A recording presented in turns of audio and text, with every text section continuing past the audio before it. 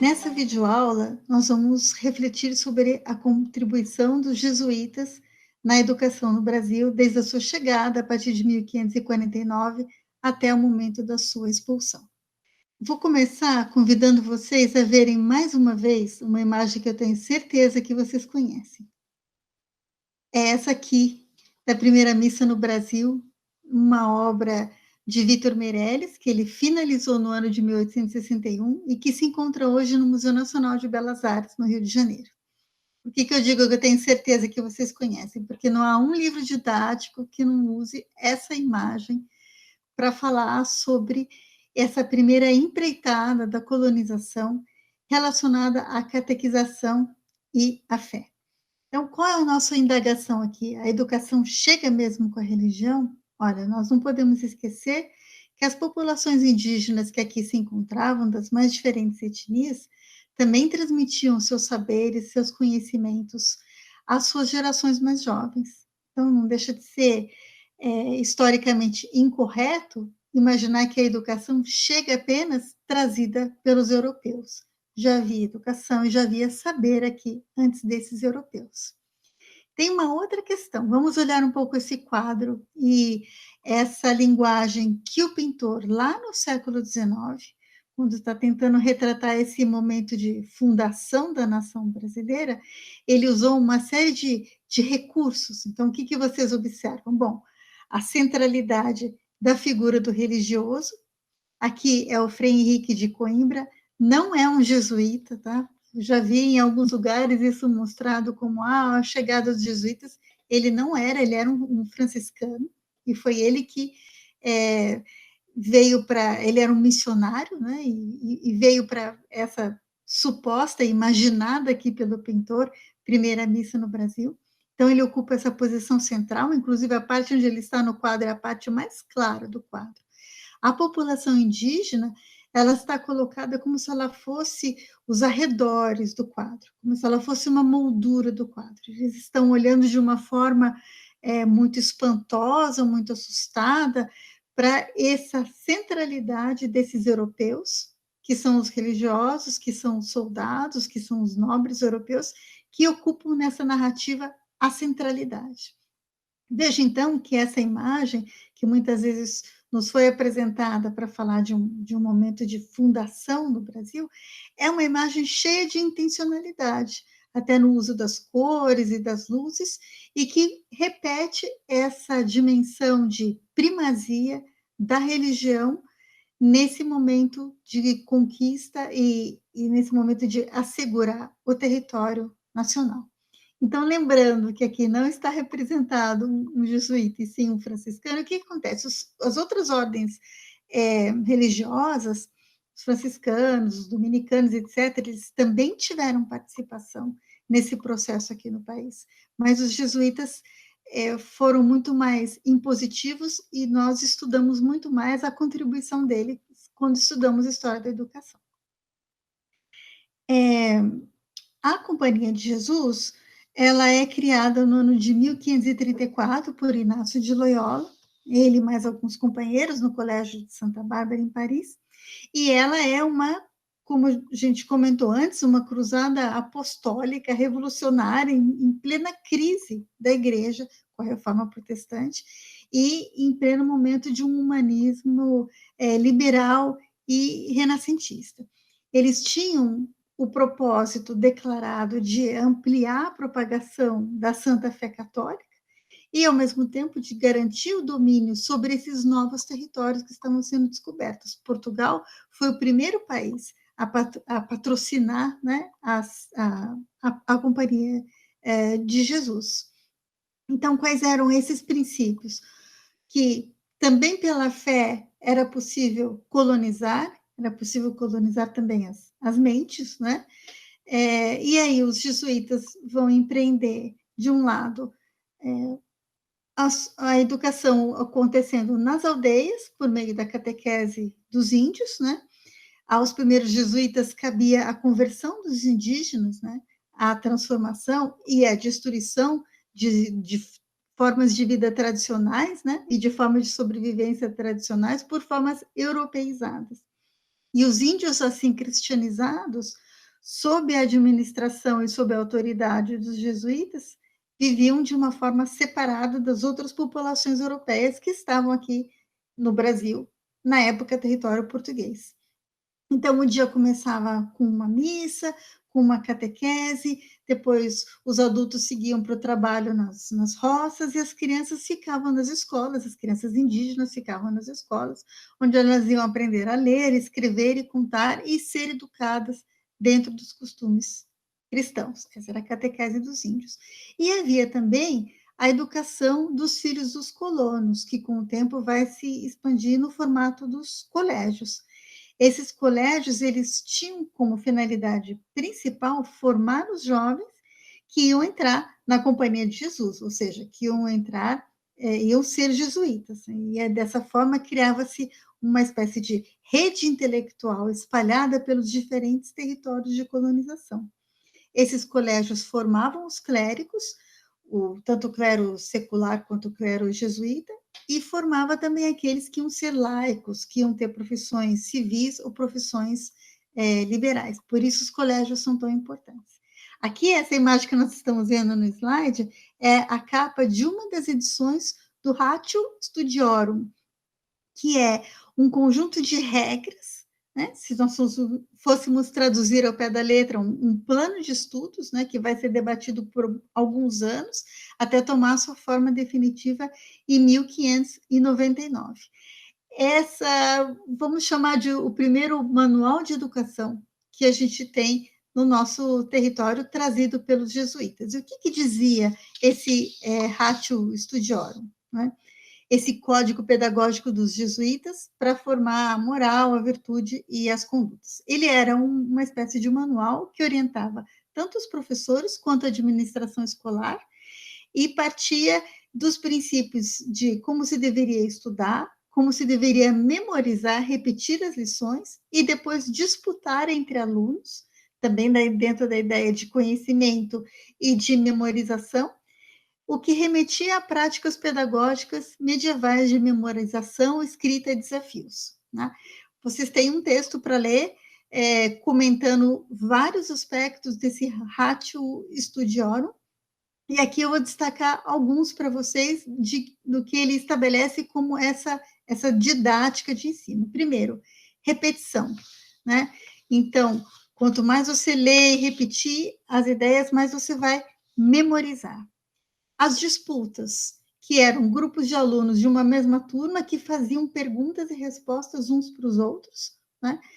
E aí, nessas perguntas e respostas, eles iam mostrando o seu valor, a sua qualidade. A composição, que era redigir textos. As interrogações, que eram perguntas que você tinha que responder sobre as obras clássicas latinas. A declamação, que faz parte da arte da retórica e da arte da oratória, que era expor oralmente os conhecimentos aprendidos, e, lógico, a prática sistemática de exercícios espirituais, né, de exercícios ligados à oração dentro da ideia de disciplina que nós já comentamos aqui. O historiador Luiz Vilalta, vocês vão ter a oportunidade de conhecê-lo num dos vídeos que eu deixei indicado para vocês assistirem aqui na disciplina.